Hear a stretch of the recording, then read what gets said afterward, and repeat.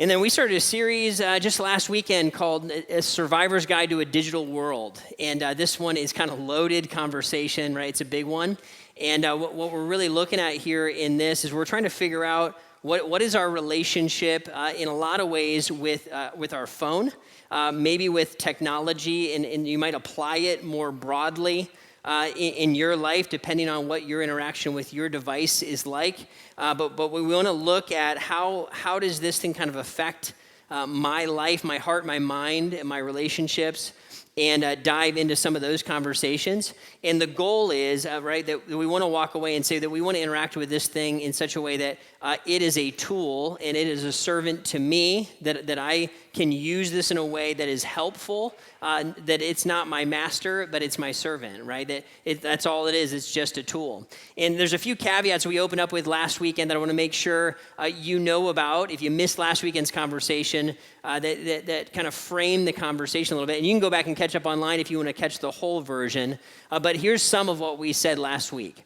We said last weekend what we're trying to do here is try to interact with this in a healthy way. What we're not trying to do is I'm not trying to give in any way technical advice. I am not a tech expert by any stretch. In fact, I might be like the worst guy ever to ask for what phone should you use or what apps, whatever. I'm not the guy for that.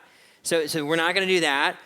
Also, you should know we're not going to look at technology and say, technology is evil, right? I'm not going to stand up here for 4 weekends and say, your phone is the devil. You should throw it away, right? And we're not going to do that. That's not like the vibe of what we're trying to aim for. You also need to understand, I'm just trying to be honest, I do not have this conversation figured out in practice.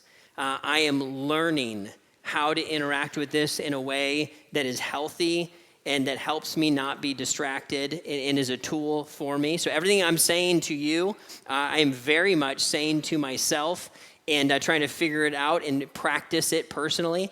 So I'm not an expert in that way either. I'm just initiating the conversation and starting it and saying, can we journey into this and try to figure it out together is kind of the frame of the conversation, right? So that's what we've been saying is, this is our aim. And again, if you're not a big phone person, you don't use it a ton, kind of apply it to the other areas of technology maybe in your life, or maybe even areas of distraction in your life. And that application, I think, will be super helpful. So here's what we're going to dive into today, right? Today's conversation specifically is around how my interaction with my device or with technology, how it affects my mind, right? How it affects my mind. And this is something we don't maybe think about all the time or we don't think about a ton, but what's going on in our minds is really, really important. In fact, I just want to highlight this as we open our time here. Jesus would say this, right? Love the Lord your God with all your mind, right? With all your mind. And the reality is, he says a broader sentence there that we kind of typically run into, but I want to make sure we understand that there's a piece of loving God that just has to do with what's going on inside my head, what I'm thinking about all the time. And that part of my life, kind of getting a hold of what's going on in my brain, is super important if I'm going to love the people around me and if I'm going to have a relationship with God. And here's one of the things I said here in your notes. I said, our minds are one of the major tools that we use to intentionally love God and to love people, right? To love others. And you got to think about it. If you're going to be intentional about loving people around you, to create a plan, to come up with a creative idea, to think and to remember or to reach out or to be inquisitive or curious, your brain has to be involved in that, right? To think about how God is affecting your everyday life, the ways that he is giving you gifts in a normal day, things to be grateful for, things to pray for. All of that's going to interact with, my mind is going to be involved with all of that. And so I've got to use that part of my life, my brain, where I'm thinking a little bit deeper.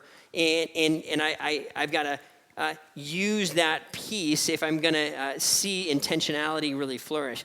So this is an area we want to protect, right? We want to protect and make sure that I know what it is that's going on inside of kind of my everyday thoughts.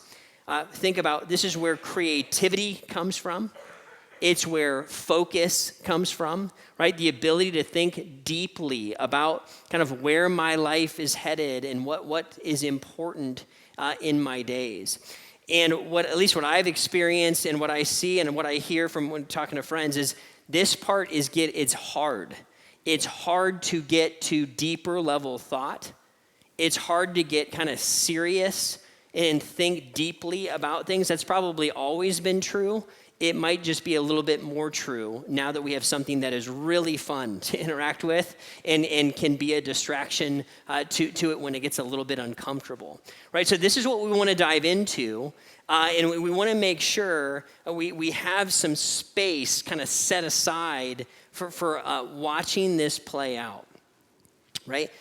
Look at this verse with me. This is in Colossians chapter 3, verses 1 through 4. And Paul's talking to a group of Christ followers. He says this. He says, since then, you have been raised with Christ. Set your hearts on things above, where Christ is, seated at the right hand of God. Set your minds on things above, not on earthly things. He says, for you died, and your life is now hidden with Christ in God. When Christ, who is your life, appears, then you also will appear with him in glory. It's kind of saying a lot of big ideas here. Here's the short version, right? Maybe if you're just jumping in here, you didn't grow up in church, or it's been a while since you reconnected. Here's a refresher, right? Here's what God did. God made a conscious decision to send Jesus to the planet. Jesus is the Son of God. He lived a perfect life, died an innocent death, rose from the dead, beat death. And then what he does is he looks and he has the ability and the authority to say, hey, I'm going to make you an offer. I'll offer you my life and my perfection, my innocence before God, because I've already taken your guilt. And you and I can do a swap, right? I took your guilt already. If you want to take my innocence and my standing before God and the forgiveness of your sin, you can have it, right? And what I'm inviting you to do is to follow me. And you and I can have a relationship, and then you're in the family of God. You're a child of God, and all of this now becomes true of you. When we make that decision, what the Bible says is that our old life is over. The old you has died. That person's gone, right? Because that person who, right? Jesus died for you in your life. You look and say, I'm done with that. I've turned the other way on that life. Now I'm taking on a new life. And that new life is secure and it's eternal and it's never can be taken from you. And what Paul would say is, hey, here's the reality is if you've chosen to follow Jesus, all your hope is stored up there, right? It's in heaven. It's a reality that none of that can be taken. So put your heart and your mind on the joy and on the reward and on the beauty you're going to experience, right? When you go and you see Jesus face to face, when Jesus comes back and when you appear with him in glory is going to be the phrase that he uses. So here's what he's saying. He's saying, make a conscious decision and you figure out where to put your heart and where to set your mind. And he's going to say, set it not just on the earthly things that we experience, set it higher than that, right? On kind of this spiritual reality that's become true for you, right? So when he says don't just think about earthly things, he's not saying that you should just sit on your couch and think about heaven and not do anything. Okay, that is not the case. That's not what we're asked to do. The Bible's going to tell us to do all kinds of stuff. What he's going to say is as you're living life, what you want to do is you want to start to see what is God's perspective on these decisions, on these experiences. How does God see the people around me? How does God see my motivations for why I'm doing what I'm doing in my everyday life? And I want to start to pull God's perspective into my everyday life, setting my heart and mind on things above. Here's kind of a reality. So we're talking about the digital world and how this all connects. When I think about this, Paul's kind of introducing two worlds. There's like the earthly experience and there's this heavenly one. There is, in our experience of life, there's a little bit of a third one where there's now another option of an earthly world, which is this digital world, right? where now my attention and my thoughts and I can jump into this portal and experience all kinds of different things that are not happening directly around me. That's true through a computer. That's true through a TV in some ways. That's true through a device like this. The challenge is, how do I, as a follower of Jesus, set my mind on the things above as I live my everyday life? How do I juggle and work through all of these different things that are kind of vying for my attention and calling me to look at them? Right? And here's what I want us to do. Imagine life a little bit 20 years ago, right? Some of you are like, I am not 20 years old, so I can't even do that, right? But just kind of imagine pre-smartphones, how this might look is that in a normal day, you might wake up, right? Kind of get yourself together, and then you would probably go somewhere and have some kind of experience. You're probably going to school and going to sit in a class somewhere, or you're going to work and you're working that first hour or so. Right, you're going to do something typically in a normal day, and then typically there would be some kind of break, right, where there's a break, and then there's some other experience. You're walking to your next class, you're going to your next meeting, there's another shift, you go to coffee or a bathroom or whatever that little break is, and then you kind of have the next one, and then there might be multiple things like that, and you go through a day and you come home, and then you have kind of interactions with your family and blah, blah, blah, and then you go to bed. Now, what I want us to see is that in between all of those experiences, there's a couple things that are happening.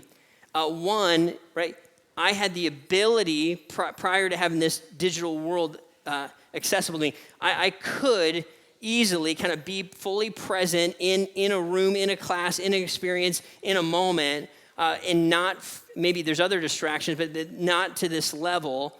And then in the little bit of a break, what we could do is we could kind of walk away from that experience, and maybe we could interact with each other. Maybe we would walk away and get some perspective on whatever it is just happened. And you walk away and you think about what just went down, right? And you would kind of do that all day long without even realize you were doing it, right? You're just living your life, present in a thing, and then having breaks in between. Now, what happened when we introduced a digital world is now, as I'm experiencing something, when I hit moments where there's boredom or difficulty or thinking gets hard or it's hard to pay attention, I've got this super engaging distraction that I can pull myself out of that space. And now I can go jump into a phone or a something, right? And I guess you could have done that before and daydreamed or whatever, but this is like way more engaging. And now, as I experience that, right, I'm only going to draw two arrows. Probably in a normal situation, we might look at our phone quite a few more times than that, potentially. And then when the break happens, rather than kind of decompressing or having gratitude or thinking about what I just experienced, now what I'm doing is this whole thing is kind of eaten up, because probably as I walk to the next thing or go to the bathroom break or whatever, I'm taking more information in. I'm checking the reel or seeing if anybody texts me or watching the blah, blah, right? Or if you're like me, I love information. Man, I'm an information nerd, so I want to get an update, right? Because there's things I like to know about and learn, right? Some of you are like, Ryan's got problems, right? Whatever your thing is, you're playing a game or you're checking a thing, or it doesn't really matter. Now, all of this is interrupted, and now I can go through a whole day and never really, right? And I might lose somebody in the hallway, right? They told me, yeah, I was supposed to be at this thing, this meeting, and I started scrolling, and I lost track of time and missed the whole meeting, right? And I was like, yeah, we've probably all done some version of that, right? I was supposed to call somebody back or do something, and time got away from me. And then the reality is all these things are happening, right? Kind of interrupting our ability to be present and interrupting our ability sometimes to experience, this is a tough word, we're going to talk about it, boredom boredom, we're going to find out that boredom, unfortunately, is super important, right? How do I find ways to experience and to express gratitude, right? I could do that maybe through a text message, right? But is that what's actually happening as this starts to break down? How about reflection and kind of understanding and seeing what's happening in a given day, right? Worship, we could keep going with this whole list. But if my goal, right, if I'm a follower of Jesus, is to aim my day, my presence, and what I'm doing in a given day towards the person of Jesus, but a huge portion of my thoughts and mind is getting kind of pulled away into a device. And I'm going to, again, say, there may be really, really awesome things that this device is going to do for me, right? It's not evil, it's not the devil. But if there's other parts that maybe are not so helpful and fruitful, is it possible that these other pieces are just getting eroded or deleted completely? So that, and I'm probably going to kind of start my day with this thing, and probably going to kind of end my day with this thing. And so even that piece where I'm getting perspective on what I'm doing and I'm getting perspective on what just happened, all that is kind of gone, right? I want to just take the time to get us there. And what part I want us to see is this, right? Our minds need some space to try to understand and see God's perspective and to see what God wants to do in our lives. My mind needs some room,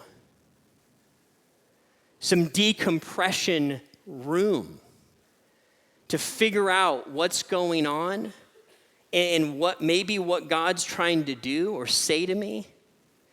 And I want to use my mind to try to get a hold of how God is working in and through a day and how any of that is aimed towards Jesus. Paul's to say, set your mind on things above.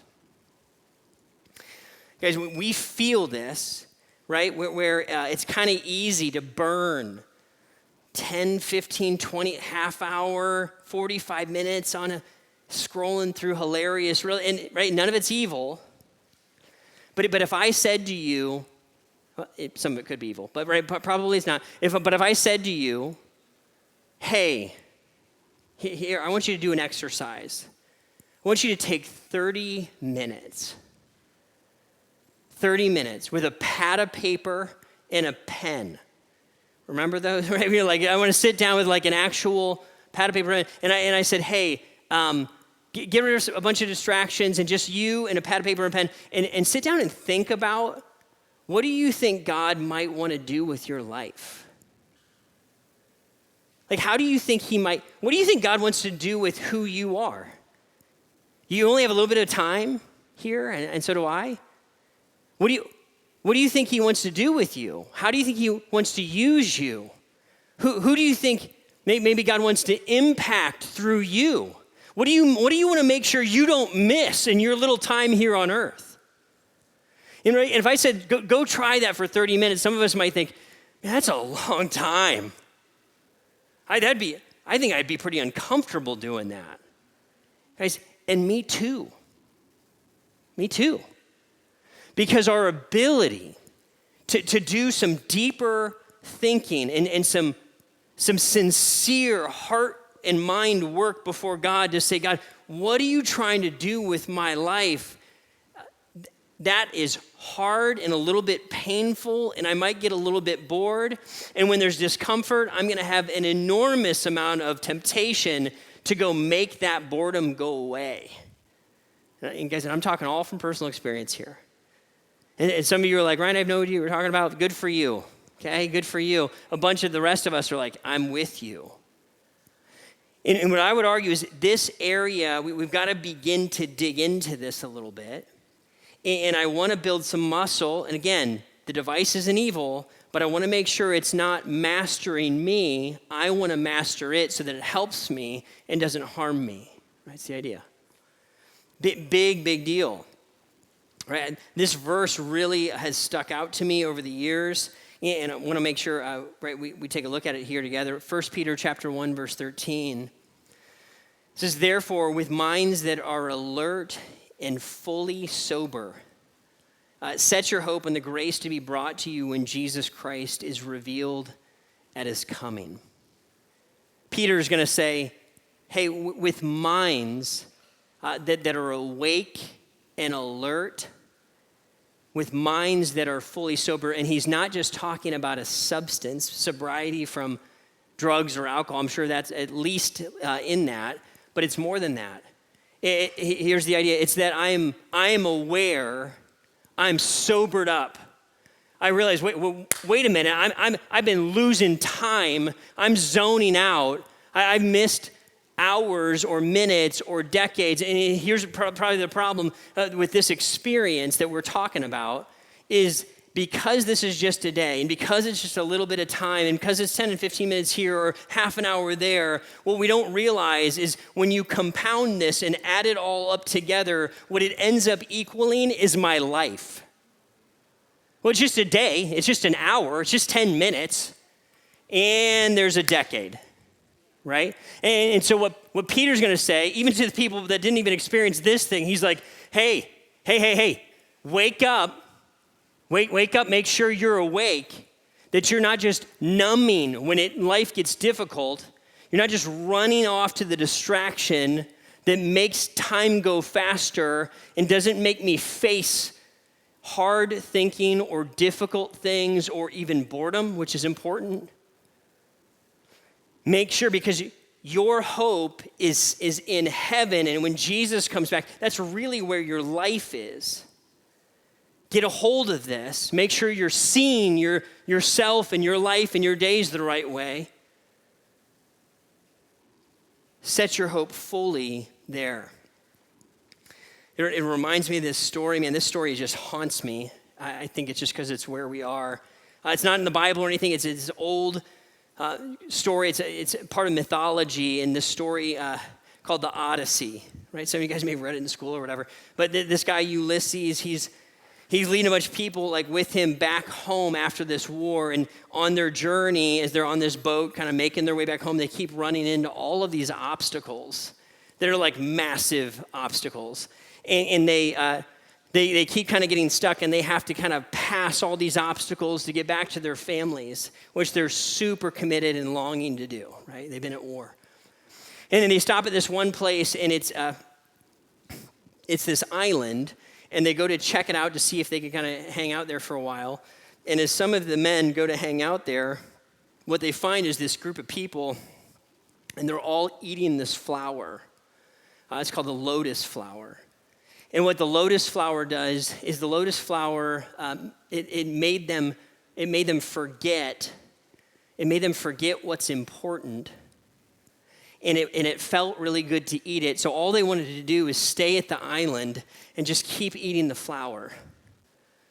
Right? They just keep eating the flower. And everybody who came there, they just never really wanted to leave, because when they ate the flower, they kind of forgot what really mattered and what was important, and what really mattered and what was important was just eating the flower a little bit more. And so Ulysses, he has to come, and he actually has to drag the men away and tie them to the boat and get them to leave the island long enough and get it out of their system long enough that they remember, wait a minute, what have we been doing? We lost track of time. Of course we want to get back to our families and get back on track here. I lost track of what I was doing. Because there's a temptation built into this and probably other parts of life where God is calling me to spend my life, to use it for the good of others and for his glory. And there's a reality that if I let myself, I can kind of forget what life's all about. You ever do this? You kind of scroll so long, you kind of lose time and start to wonder, like, what am I doing here? Man, what's my life about again? What really matters? It doesn't really matter. I'm going to look some more. And I can just keep eating the flower and kind of lose myself. And I never really have to experience that much pain as long as I just keep. And what Paul would say is, hey, wake up. Wake up. Shake you out of it a little bit, right? Drag you and tie you to the boat to get me away from it so that I'm not accidentally letting myself be numbed by things that probably aren't harmful but might be meaningless. Things that might be good in doses like this, but kind of terrible in doses like this. Right, where a little bit might be just fine, but a lot might consume huge portions of my heart and my mind and my day. The lotus flower, right? The lotus eaters. Here's what I would love for us to determine today, okay? Here's what I'd love for you to determine, right? To kind of make a decision about. I think we have to land here. We can't surrender our minds to someone or something else. We must choose where we set our minds. Right? But what I can't do is accidentally let myself be given over to something that I didn't even really want to give myself over to. When I look at the stats on the apps, did I really mean to spend that many minutes on that funny? Maybe I did, maybe I didn't. But I want to do it on purpose. I don't want to just give myself over accidentally and let someone else take my mind and take my heart and let the algorithm kind of run with it. Here's the determination. I've got to interrupt that. I've got to interrupt that. Even if it's a little bit violent, I've got to interrupt that and say, nope, this is my mind. This is my heart. I will determine what defines it and what shapes it and what forms it. I will not be drawn into an addiction or a numbing. I'm going to own where I land, where my eyeballs go and where my mind goes and where my heart goes. What I would love for you, even if you're here today, you're not a follower of Jesus, I would love for you to determine for that to be true for you. To say, I'm going to pick where that stuff goes.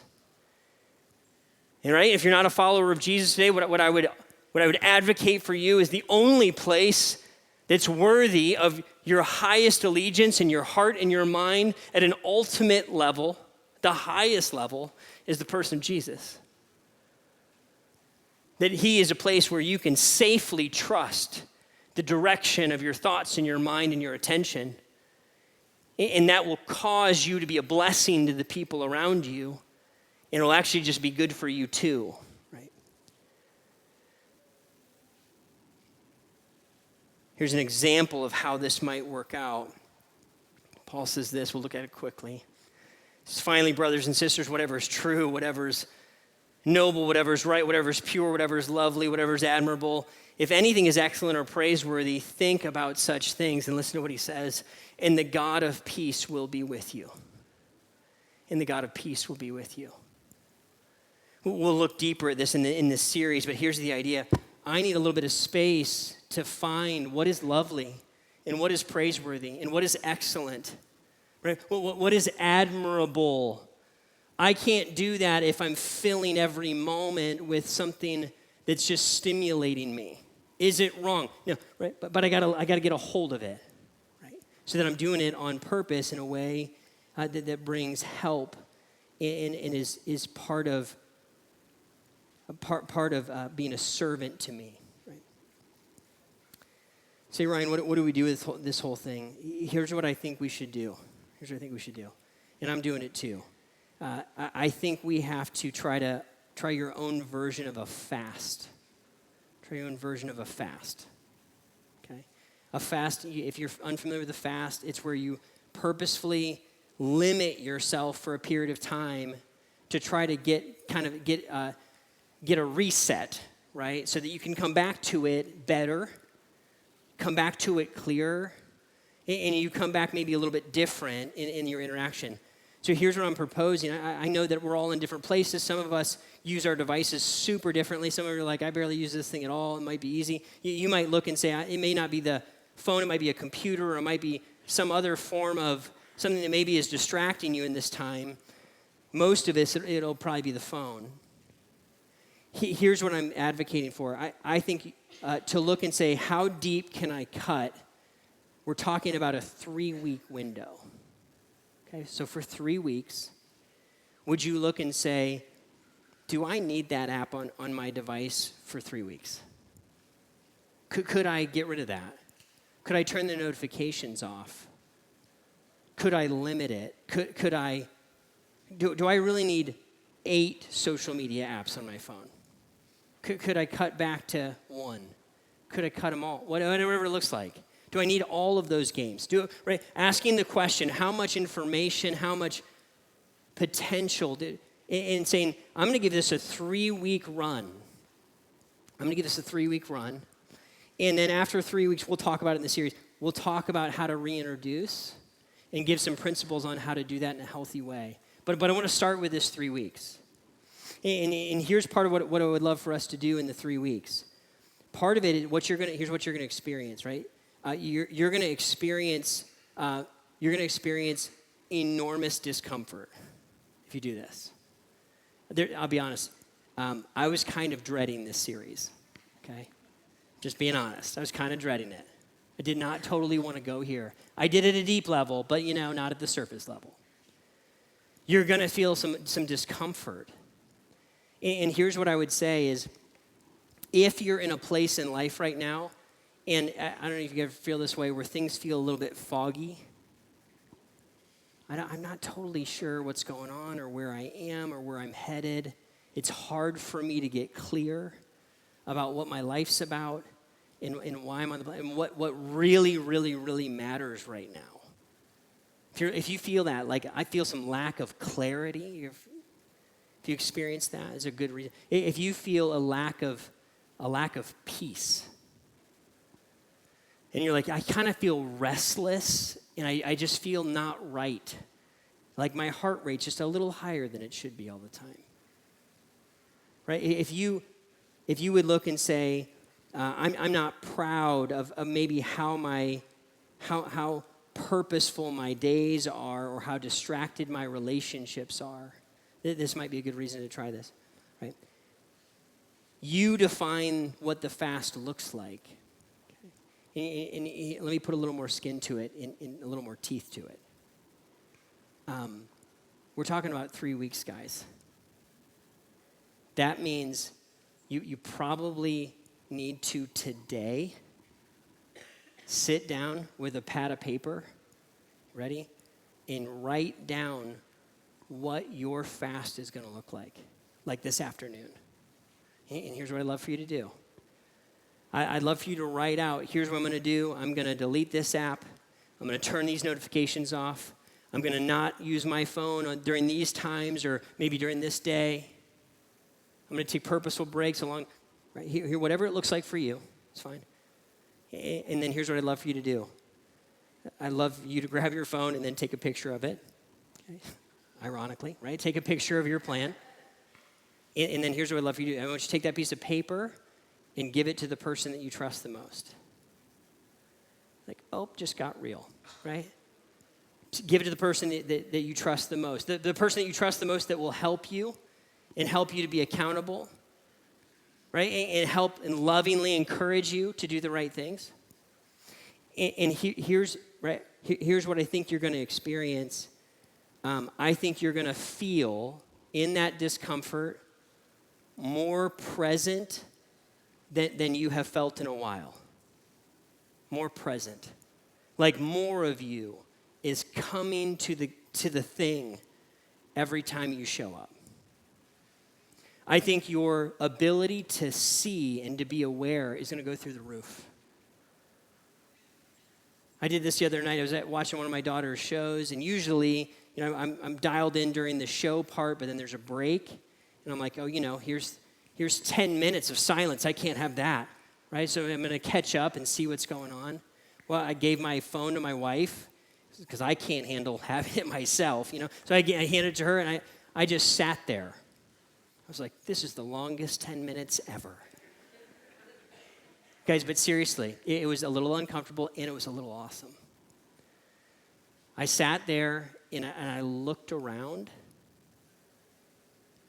and I got curious. I wonder who led this space? Who made decisions about this? Who runs this? Whose idea was this? I saw the decorations on the stage, right? And I'm starting to ask questions, and I'm starting to appreciate and reflect on the performance my daughter just had, and I'm thinking about it. Thank you, God, that I got to be the dad that watched that girl do that. Right? My experience of a moment felt both uncomfortable and filled with joy. It's making sense? And what God the Father would look at in us and do, and he'd say, that's actually what I want for you. So let's find a way to use the tool to help that happen, not to make me feel numbed out or fuzzy or addicted or lost.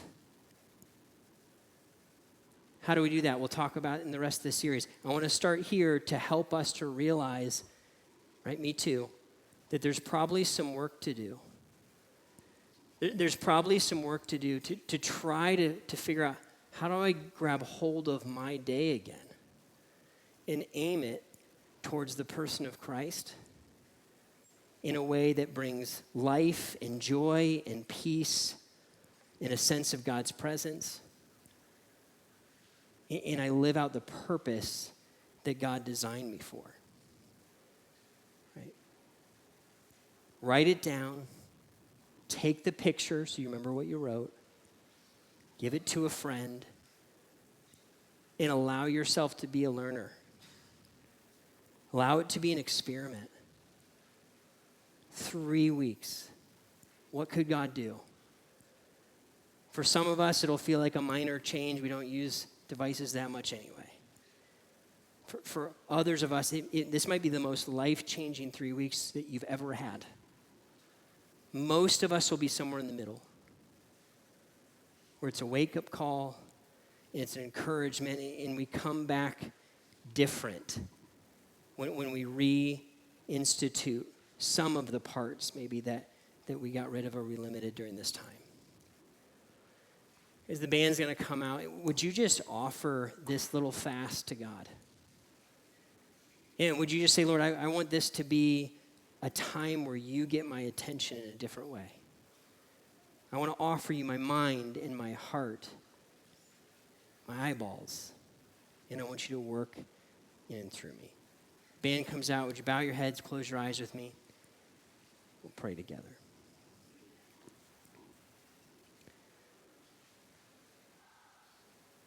Father, we just today want to recognize that, Lord, you have created us to be people that think and that plan and that are intentional and that are made in your image. You created us to be creators, Lord. You redeemed us, Lord, so that we might have life and have it to the full. Not so that we could numb or distract or give ourselves maybe to lesser things. Lord, you long and you are jealous for our hearts and for our minds and for our attention far more than we are. You find those things far more valuable than we do. Lord, would you help us to see that the way that you do? Would you awaken us that we might be sober and alert, seeing things for what they really are? Lord, would you help us with this? Meet us here, even now.